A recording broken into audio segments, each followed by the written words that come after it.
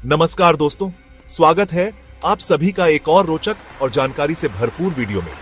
आज हम एक ऐसे मुद्दे पर बात करने वाले हैं जो सीधे भारतीय सेना से जुड़ा है। सवाल यह है कि सेना ने महिंद्रा थार और मारुति जिम्नी को क्यों खारिज कर दिया और क्यों फोर्स गुरखा को चुना गया। चलिए इस पूरी कहानी को विस्तार से समझते हैं। महिंद्रा का नाम भारत में एक भरोसेमंद ब्रांड के रूप में जाना जाता है, खासकर स्कॉर्पियो क्लासिक जो लंबे समय से भारतीय सेना में उपयोग हो रही है। तो फिर ऐसा क्या हुआ कि थार और जिम्नी को फेल कर दिया गया। आज हम जानेंगे कि सेना किन मापदंडों पर अपने वाहनों का चयन करती है। भारतीय सेना अपने वाहनों को अलग अलग श्रेणियों में बांटती है, जैसे कि बख्तरबंद वाहन, फील्ड ट्रांसपोर्ट वाहन, इंजीनियरिंग और स्पोर्ट वाहन, और आज की चर्चा का विषय लाइट यूटिलिटी व्हीकल्स। ये वाहन रोजमर्रा की सैन्य गतिविधियों के लिए बेहद जरूरी होते हैं। सबसे पहला और अहम पहलू है भू आकृति के अनुकूलता, यानी वाहन कहां उपयोग होगा। जैसे बर्फ से ढके इलाकों में डीजल जम सकता है, इसलिए वहां पेट्रोल इंजन वाले हल्के वाहन की जरूरत होती है। इसी कारण पहले जिप्सी जैसे वाहनों का इस्तेमाल होता था और अब जिम्नी जैसे वाहन विकल्प में आते हैं। अब बात करते हैं पेलोड कैपेसिटी की, यानी वाहन कितना भार या कितने सैनिकों और उनके उपकरणों को एक साथ ढो सकता है।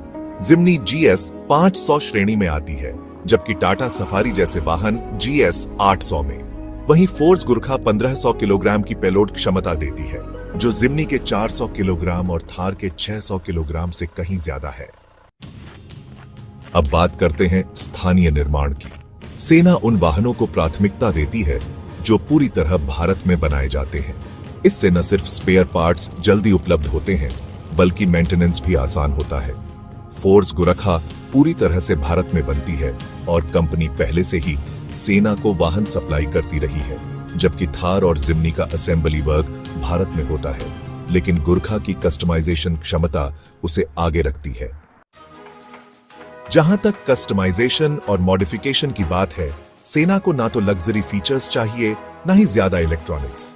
उन्हें चाहिए मजबूत बॉडी, जल्दी मॉडिफाई होने वाला डिजाइन और विश्वसनीय परफॉर्मेंस। गुरखा इन सभी कसौटियों पर खरा उतरती है, जबकि थार और जिम्नी में विकल्प सीमित हैं।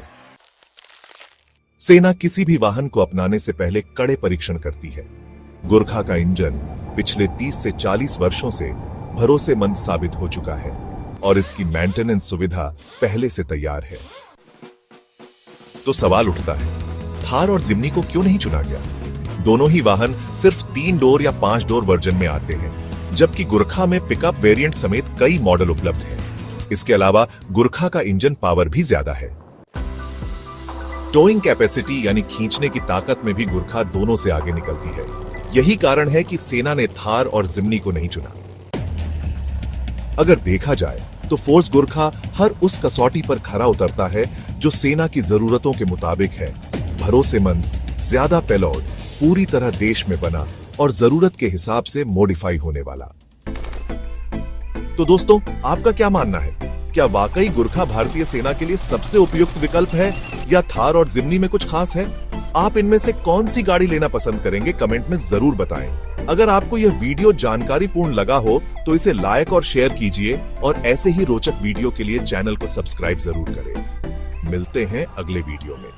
जय हिंद।